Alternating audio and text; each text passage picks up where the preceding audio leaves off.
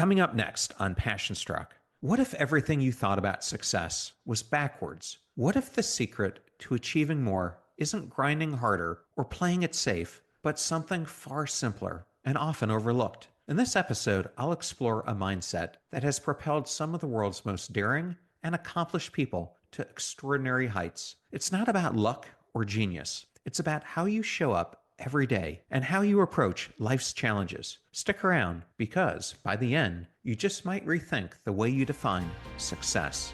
Welcome to Passion Struck. Hi, I'm your host, John R. Miles, and on the show, we decipher the secrets, tips, and guidance of the world's most inspiring people and turn their wisdom into practical advice for you and those around you. Our mission is to help you unlock the power of intentionality so that you can become the best version of yourself. If you're new to the show, I offer advice and answer listener questions on Fridays. We have long-form interviews the rest of the week with guests ranging from astronauts to authors, CEOs, creators, innovators, scientists, military leaders, visionaries, and athletes. Now, let's go out there and become Passion Struck. Welcome back, everyone, to another Momentum Friday and episode 549. I'm thrilled to have you here. Whether you're a longtime listener or brand new to the show, this is where we challenge conventional thinking and explore what it means to live with intention, purpose, and impact. And today's episode dives into one of the most inspiring examples of all, the legendary Richard Branson.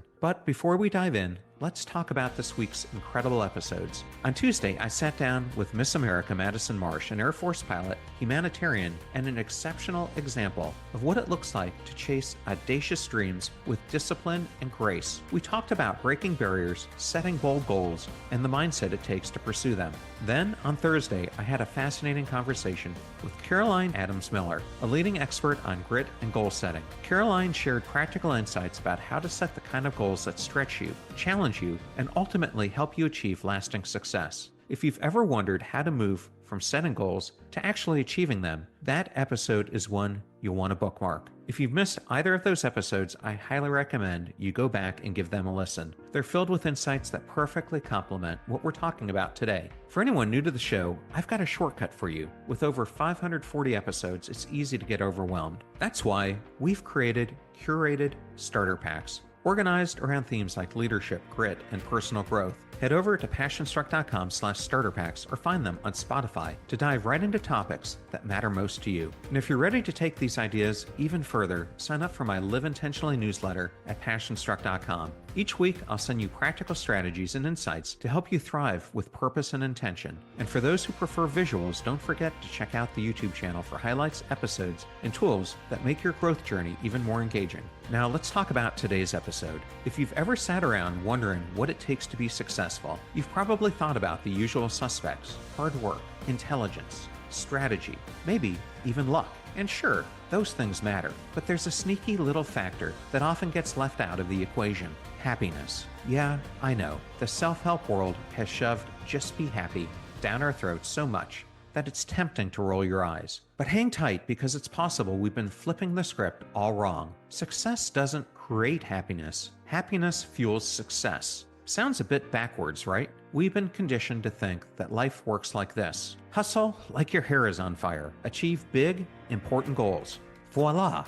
Happiness will reward you like some celestial participation trophy. But science and experience suggests otherwise. Some of the most accomplished people don't see happiness as a reward. They see it as a prerequisite, a driver, an edge. Take Richard Branson, for example. The guy practically turns work into a playground. Founding the Virgin Group was never just about building a business empire. It was about living life fully, joyfully, and sometimes ridiculously. Branson launched Virgin Atlantic not just to disrupt airlines, but because it excited him. He attempted to break records in speedboats and hot air balloons, not to prove anything, but because, well, why the hell not? Life for Branson isn't just a series of achievements, it's a series of adventures. And here's the kicker: even when he failed, and he failed a lot, crash landings, business losses, mechanical disasters, he maintained a radical sense of optimism. He chose to laugh when he could have quit. He chose to enjoy the chaos. And that joy, that relentless enthusiasm, became his competitive advantage. So instead of asking, how do I become successful so I can be happy? Maybe the better question is this: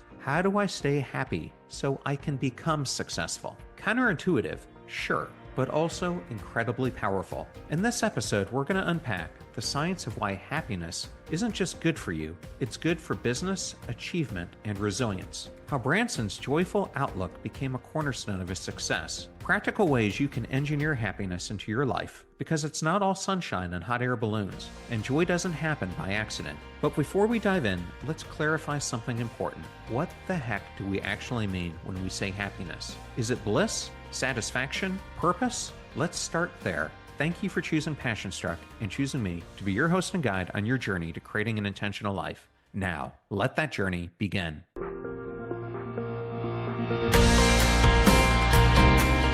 Before we start thinking about happiness as some magic fuel for success, we need to get clear on what it actually is. But let's face it, happiness is one of those words that gets thrown around like confetti at a wedding. Nice to look at, but kind of a mess when you try to clean it up. So let's get this straight. Happiness isn't just about feeling good all the time. It's not sipping margaritas on a beach while your problems politely disappear. That's not happiness. That's a vacation, and a temporary one at that. Real happiness is more like a combination of three things. First, pleasure, those bursts of joy that make life fun. A great meal, a solid laugh, a killer concert, which I love. These moments are important but fleeting. Then there's engagement, the state of being so absorbed in something that you forget what time it is. You're focused, you're in flow, you're alive. Whether you're writing, playing basketball, or geeking out on a project, this is where you feel connected to what you're doing. And then there's meaning, the big one. It's the sense that your life, your work, and your time matter. It's about contributing to something larger than yourself, whether it's your family, a cause, or your own personal vision of what success looks like. When psychologists talk about happiness, they're not talking about one fleeting emotion. They're talking about these three layers working together like gears in a well-oiled machine. When you have pleasure, engagement, and meaning, you've got the kind of happiness that doesn't just feel good. It fuels you. It keeps you going when things get tough. Now here's the twist. This kind of happiness isn't just a nice to have. It's a performance enhancer. Sean Aker calls this the happiness advantage. Studies show that happier people aren't just more fun to be around. They're more productive, creative, and resilient. Their brains perform better. Their relationships are stronger. They handle stress like pros. In short, happiness makes you better at everything. Think about it this way. When you're happy, when you're engaged, when you're connected, when you're excited about life, you show up differently. You make better decisions. You take smarter risks. You bounce back faster from failure. And that's exactly what you need to succeed. So the next time you're tempted to put off happiness until after you've hit some arbitrary goal, remember this. Happiness isn't the finish line. It's the fuel. The challenge, of course, is figuring out how to create this kind of happiness in your own life. Because, let's be honest, it's not always easy to choose joy when your boss is a jerk, your deadlines are breathing down your neck, and you're 2 days deep into existential dread. So, how do you make it real? How do you build happiness that lasts? Not the fleeting, surface level kind, but the deep, sustainable kind that actually drives you forward. The answer isn't about ignoring the tough stuff. It's about building habits that prioritize joy, curiosity, and purpose. The same tools that have shaped some of the world's most resilient and accomplished people. If there's one person who embodies this mindset, it's Richard Branson. If his life teaches us anything, it's that joy, curiosity, and purpose aren't fluffy concepts. They're the foundations of a life worth living. They're not something you wait for, they're something you cultivate. And Branson started building them early, shaped by experiences that most of us would call unconventional, even extreme. Richard Branson didn't stumble into resilience and optimism by accident. His story starts in the English countryside, where his childhood was a crash course in mindset. His mother, Eve, was relentless in teaching him independence and resilience, sometimes through eyebrow-raising methods. Take this story. One day, she drove him miles away from home and told him to find his way back. Not exactly helicopter parenting, but Branson's mother understood something critical. Confidence comes from struggle. Branson wasn't born with a silver spoon or a golden ticket. He was born with dyslexia, a challenge that made words and numbers feel like enemies. School became an uphill battle. And in any other household, he might have been labeled as a failure. Instead, his parents flipped the script. They focused on what he could do, not what he couldn't. That mindset, shifting attention from limitations to opportunities, became a cornerstone of his life. Branson threw himself into sports with an infectious enthusiasm. He didn't just play, he excelled. Rugby, football, cricket. He captained all the teams. Then came the long jump. He'd never attempted it before, but on a whim, at age 10, he gave it a shot. Not only did he succeed, but he broke the school record. This wasn't about the record itself, it was about something bigger. The joy of trying, the thrill of discovering what's possible when you lean in. Give it a go and stop worrying about failure. Branson's success in sports wasn't just about competition, it was about curiosity. He approached new challenges with a simple question: why not? Where others might hesitate, afraid of looking foolish or failing, Branson leaned in. That curiosity didn't stop on the field. It carried over into the rest of his life. School didn't work for him, but that didn't stop him from looking for other ways to thrive. Branson developed an insatiable interest in the world outside the classroom: people, problems, possibilities. As he grew older, that sense of curiosity led to his first entrepreneurial ventures. While his dyslexia made reading and organizing difficult, it also sharpened his ability to think differently. He had no interest in playing by the rules of the system. He wanted to find ways to work around them. And this started a pattern. He started seeing a problem where others saw no opportunity. He began asking, why not me, when others didn't dare? And he started taking action, even when the outcome was uncertain. Curiosity gave him an edge. It freed him from the trap of perfectionism and let him explore without the weight of expectation. Branson's early life was not a fairy tale. The world didn't hand him success. It handed him obstacles. Dyslexia could have been a reason to quit. Poor grades could have been proof that he wasn't smart enough. And later, his early ventures, like his first mail-order record business, were littered with setbacks. But here's the thing: Branson never let failure define him. Why? Because he had a clear sense of purpose. Even as a teenager, he was focused on creating, building, and solving problems that mattered to him. When his record business struggled, he didn't see failure as the end, he saw it as a lesson. Each setback fueled his next attempt. Every obstacle became a stepping stone towards something better. Branson wasn't just chasing money or status, he was chasing the process. He believed in the work he was doing, and that belief gave him the resilience to keep going when most people would have quit. Purpose was his anchor. It allowed him to weather failures because he wasn't tied to short-term results. He was focused on the bigger picture, building something meaningful, solving problems creatively, and living life on his own terms. So this leads to the science of happiness, the key to Branson's success. Branson's story perfectly aligns with the principles outlined in Sean Akers' The Happiness Advantage. Branson exemplified how happiness, optimism, and resilience could serve as powerful tools for success, even in the face of repeated setbacks. Rather than viewing happiness as a result of his achievements, he cultivated it as a driving force. Studies like Akers' Harvard research and the work of Laura King, Sonia Liebermisky, and Ed Diener underscore the transformative power of positive emotions. Just as Branson used his joy, gratitude, and optimism to fuel his entrepreneurial spirit, these studies reveal that happiness isn't merely a byproduct of success, it's a precursor to it. Positive emotions spark creativity, resilience, and productivity, allowing individuals to thrive in the face of challenges, just as Branson did. Richard Branson's formative years were a masterclass in what it means to live fully, to find joy in what you can do, to follow your curiosity, and to stay anchored in a sense of purpose.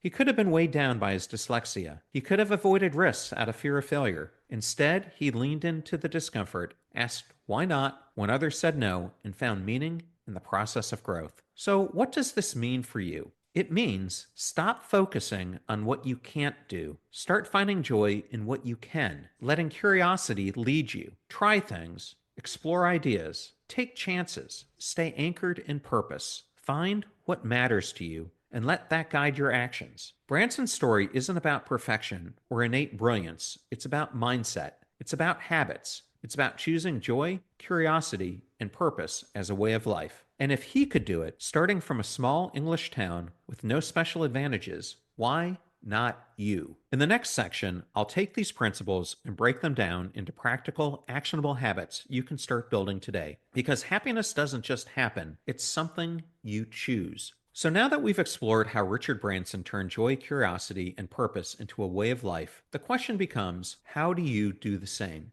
Because let's face it, most of us aren't being dropped miles from home as resilience training, and we don't wake up with Branson's instinct to say, why not, when everyone else is saying, why bother? The good news, you don't need extreme experiences or larger than life adventures to cultivate these habits. You just need to take small, deliberate steps, steps that make joy, curiosity, and purpose a regular part of your everyday life. Here's how you can start building your own playbook. First, redefine joy by focusing on what you can control. Happiness doesn't come from waiting for the stars to align. It comes from finding joy in what's already within your grasp. Branson didn't dwell on his dyslexia or poor grades. He found joy in sports, in competition, and in every small victory he could create for himself. So, how can you do it? First, identify what energizes you. What activities make you feel alive? It doesn't have to be groundbreaking. Maybe it's painting, cooking, or problem solving at work. Make time for those things daily, even in small doses. Second, find wins in the process. Shift your focus from outcomes to effort. Whether you're running a business, writing a report, or learning something new, celebrate progress, not just perfection. Third, control the controllables. You can't change your boss, your deadlines, or traffic jams, but you can control your attitude, actions, and where you direct your attention. Prioritize those. The trick isn't to avoid challenges, it's to approach them with a mindset that allows you to find moments of joy even in the chaos. So, I'm going to give you an exercise. Let's call it the Daily Wins Journal. The objective here is to train your mind to notice and celebrate small victories, progress, and the things that you can control, bringing intentional joy to your day. So let's go through the steps. The first thing you're going to do is set up a journal. Create a simple log using a physical notebook or digital note with 3 sections. What energized me today? What small wins did I celebrate? And what did I control or improve? Then, at the end of each day, spend 5 to 10 minutes writing answers to each section. What energized me? List one activity that made you feel alive or engaged. For instance, cooking, solving a tough problem, or playing with your kids. Small wins. Write down one thing you accomplished, big or small. Maybe you sent that email you've been avoiding, finished a workout, or simply stayed calm during a stressful meeting. And then lastly, what did I control? Reflect on something you handled intentionally, your attitude, how you reacted to stress, or the time you spent on what mattered most. At the end of the week, look back at your entries. Identify patterns. What consistently brings you joy? Where did you feel most in control? How can you prioritize these wins moving forward? By intentionally tracking joy and control, you'll reframe your focus and start noticing opportunities for happiness in your everyday life, even in the chaos. The second element in your playbook is how to feed your curiosity, turning what if into why not. Curiosity was Branson's superpower. Whether it was breaking into the record industry, starting an airline, or launching a hot air balloon across the Atlantic, his success came from a willingness to ask, what if I tried this? And why not me? So, how can you do it? First, you need to take one small risk. Try something new, something that makes you just a little uncomfortable. Start that project you've been overthinking. Explore a hobby without worrying about being good at it. Next, ask better questions. When faced with a problem, replace why me with what can I learn from this, or what's the opportunity here? And then lastly, make time for curiosity. Build space in your life to explore. Read books, listen to podcasts, or meet people outside your usual circles. Curiosity doesn't spark itself. You need to feed it. The important thing here that I want you to remember is that curiosity doesn't require certainty. It thrives on possibilities. Lean into the unknown, and you'll discover opportunities you didn't even know existed. So, I'm going to give you an exercise to do. Let's call it the Curiosity Experiment List. The objective here is to push yourself to make small, curiosity-driven risks and explore ideas, hobbies, or challenges without overthinking outcomes. So let's go through the steps. The first one is to create your why not list. I want you to write down 5 to 10 small things you've been curious about but haven't pursued. Examples might include trying a new hobby, like painting, yoga, or coding, starting a side project or passion initiative you've been postponing, taking a class, listening to a new podcast, or reading a book on a topic that you know nothing about. It could be having a conversation with someone outside your usual circles, or pitching that idea at work you've been hesitant to share. The next step is to set a timeline. Commit to trying 1 to 2 items on your list. Keep it low pressure. This isn't about being good, it's about being curious. Then document the experience. After each experiment, reflect on these 3 prompts. What did I learn? How did it feel to try this? What new possibilities opened up? Then you rinse and repeat. Add to your list regularly and keep exploring. Let one why not inspire the next. And here's the outcome. By taking small, curiosity driven risks, you'll train yourself to embrace uncertainty, enjoy discovery, and unlock opportunities that you've never expected. And now let's talk about the last element of your playbook, anchoring yourself in purpose, which is knowing your why. Purpose isn't about chasing big, lofty ideas. It's about connecting what you do to what matters. Branson didn't build Virgin just to make money. He built it to solve problems, to challenge norms, and to create something exciting. Purpose gave his risks meaning and his failures direction. So, how can you do it? First, define what matters to you. Ask yourself, what kind of impact do I want to have? What values guide me? What problems excite me to solve? The important thing here to understand is that purpose doesn't have to be grand, it just has to resonate. Second, connect your tasks to meaning. Even the mundane can have purpose. Writing a report? It's not just a task, it's an opportunity to share an idea. Helping a coworker? It's not just about work, it's about connection. And then third, reframe failure as progress. Purpose allows you to see setbacks not as dead ends, but as lessons. Keep your eye in the bigger picture and ask, what can this teach me? Purpose is what gets you up in the morning and keeps you going when the path gets tough. It transforms challenges into stepping stones and gives every effort a reason to matter. So here's an exercise on how you can anchor yourself in purpose. We're going to call it the purpose map. The objective here is to clarify what matters most to you and connect your daily tasks to a greater sense of meaning. So let's go through the steps. First, define your values. Write down 3 to 5 core values that guide you. Examples could be growth, creativity, family, connection, impact. Second, identify your why. Ask yourself, what kind of impact do I want to have? What problems excite me to solve? What activities make me feel fulfilled and aligned?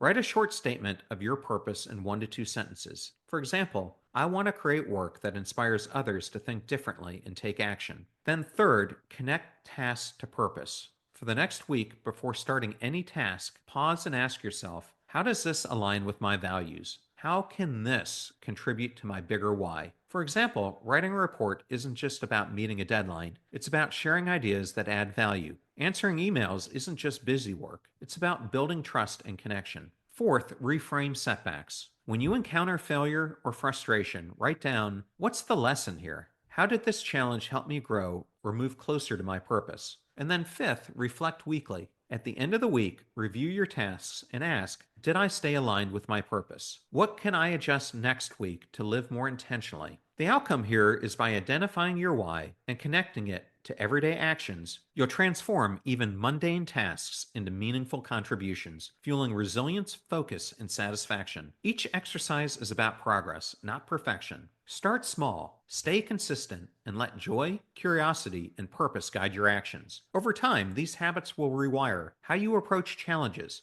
opportunities, and success, just like Richard Branson. Now, take one step, choose an exercise, and start today. So, wrapping up, if there's one thing Ranson's life teaches us, it's this. Success doesn't come from waiting for the perfect moment, the perfect plan, or the perfect circumstances. It comes from the mindset you choose every single day. Branson's story isn't about having all the answers or avoiding failure. It's about leaning into life with a sense of joy, following your curiosity wherever it leads, and anchoring yourself to a purpose that matters. It's about building habits that allow you to see setbacks as stepping stones, challenges as opportunities, and progress as the real victory. And the best part? You don't need to start a global empire or fly a hot air balloon across the Atlantic to follow his playbook. You just need to redefine joy by focusing on what you can control and celebrate the small wins. By feeding your curiosity, take risks, ask questions, and explore without overthinking. And anchor yourself in purpose. Find your why and let it give meaning to your daily actions. Happiness isn't a reward waiting at the finish line. It's the fuel that gets you there. It's the thing that makes success not just possible, but worth it. So what's next? Take one step today. Choose to see joy in the process. Ask why not when you're tempted to play it safe. Connect your actions to something bigger than yourself. Because if Richard Branson could start from an unassuming English village, armed with nothing but optimism, curiosity, and resilience, then why not you? The choice is yours. Will you lean into life fully, or will you wait for happiness to just happen? As Branson's story shows us, the answer is simple. Stop waiting, start choosing. And when you do, you might just find that success starts to follow. So go ahead, take the leap, build your playbook. Why not start now? If today's episode resonated with you, please take a moment to leave a 5-star rating and review. It's one of the simplest and most powerful ways to help others discover the show and join our mission to live with more intention, joy, and purpose. And if you know someone who needs to hear the lessons from Richard Branson's incredible journey, share this episode with them. Together, we can spread the power of connection and resilience. I'm passionate about bringing these lessons beyond the podcast. If you're looking to inspire your team, your organization, or your community through keynote speeches, workshops, or events, I'd love to partner with you. Visit johnrmiles.com/speaking to learn more. For everything we discussed today, including links, resources, and more, head over to the show notes at passionstruck.com. And if you would like a written version of the playbook, then sign up for my newsletter and I'd be happy to send you one. Don't forget to watch the video versions of our podcast on the YouTube channel. And while you're there, hit subscribe so you'll never miss an episode or highlight. And if you want to support the show, check out our sponsors and exclusive deals at passionstruck.com/deals. Supporting those who support us helps us keep this content coming to you every single week. Before we go, here's a quick look at next week's episode. I'll be joined by Dr. Abraham George, founder of the George Foundation, and Shanti Bhavan, a school transforming the lives of disadvantaged children in India. Dr. George's mission to tackle poverty, inequality, and injustice is a masterclass in purpose-driven leadership and creating lasting impact. You won't want to miss this inspiring conversation. Poverty has different dimensions. It's not hunger, it's suffering. And even indignity of being in a lower caste, that is also a part of poverty. So I find all these activities that I embarked on, they're closely interrelated, though you may not see it as such. Somebody may argue that I did doesn't fit in with poverty is lead poisoning. That's an urban problem more than anything else.